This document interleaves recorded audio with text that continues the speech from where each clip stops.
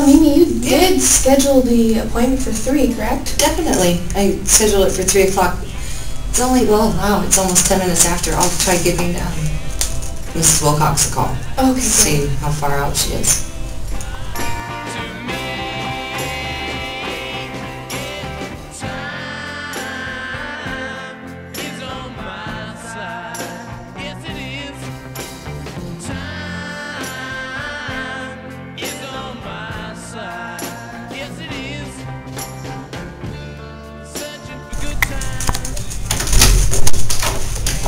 Hey Jessica, I left a message for Principal Farley and for Mrs. Wilcox, and neither one of them have gotten back to me yet. It's now 20 after, so why don't we just go ahead and I'll try and reschedule. I'll send out an email to everyone and see what works for everyone. Is there anything coming up in your schedule?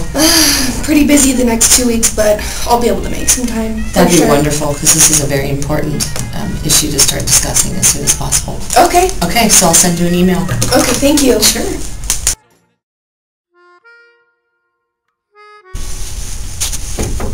Hi Mimi, do you have a minute? Oh yes, definitely. Come on in. I just wanted to say I'm so sorry for missing the meeting yesterday. Oh yeah. Is everything okay? Yeah, I just had a lot of stuff going on in the office and I just couldn't get out of it. Okay, I understand. Have you been able to reschedule the meeting? Actually, I just sent out an email to you and to Mrs. Wilcox, letting her know and yourself know when we have time available, dates and stuff. If you could get back to me as soon as I'm just on possible. my way back to the office, so I'll check it and get back to you as soon as I can. Sounds wonderful, and then we can get this show on the road. Okay, great. Thank you. Sure. Excuse me, Mrs. Slapar? Oh, you can call me Mimi. You don't have to call me that. Okay, I got an email from you about Jack. Right. We had that meeting yesterday. Yeah, how 3 did it o'clock. go? Well, not very well, because there's only 2 of us, and we were expecting you to be there. Were you? You look a little confused. I was not aware that I needed to be there. Okay, yeah, we need you there. We need to get your input and information too. So I sent that email out with new dates and times. If you could just go over that, see if those work for you, or if they don't, give me additional dates and times and we'll set something up, because we need to get on this and help Jack as much as possible, as soon as possible. Right. Okay, so I will go back and look over that email and then send you a date that works for me. Sounds wonderful. Okay. You can do that as soon as possible. So we I'm can sorry get this that going. Hey, understandable. You've got a lot going on, I'm sure, for your first year. Oh, yeah. So, all right. Well, I'll talk to you soon. Okay, thank you. Have a good one.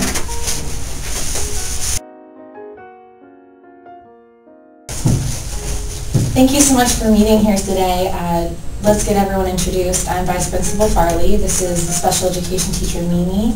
Jessica is the guidance counselor, and Jess, this is Jack's algebra teacher. Have you two met before? No, it's great to finally meet you. All right, great. Today we're here to meet as a interdisciplinary student study team for Jack. We need to meet weekly and make sure that we have open lines of communication. This will ensure that the services we're providing Jack aren't duplicated. We also need to make sure that these proceedings stay confidential. Definitely. Well, Jess, since you are the algebra teacher, maybe you can share with us some of the difficulties that you've been having in your classroom. Okay, well, Jack's only been in my class for 2 months, and he's been absent a lot, but when he is there, he's very distractible, especially when his brother is outside. He asks to see his guidance counselor very often, and he just seems totally uninterested in whatever's happening in the classroom.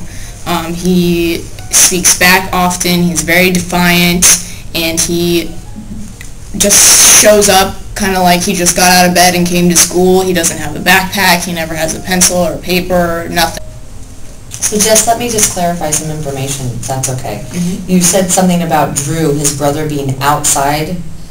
Does that mean outside your classroom? Is he waiting through the door? Well, Drew's classroom, Drew's resource classroom is right next door to my classroom. And when he's being disruptive in his classroom, he gets sent out, and then if Jack notices that, then that's all he can think about. He wants to go out there and talk to his brother and console him, or, whatever he's... So that's... you know, that's a problem because if he sees his brother, he just stops working. His family is a very low socioeconomic status, which could explain why he doesn't have his materials with him. And actually, something of importance that has occurred between the last time that we were supposed to meet and this meeting today was Jack's brother, Drew, got arrested on murder charges.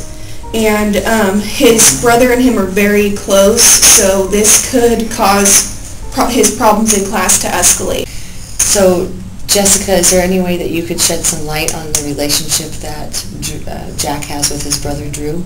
Well, one thing that we have recently started talking about is when Jack was in the 4th grade, his brother and him found out that their mother's not their birth mother.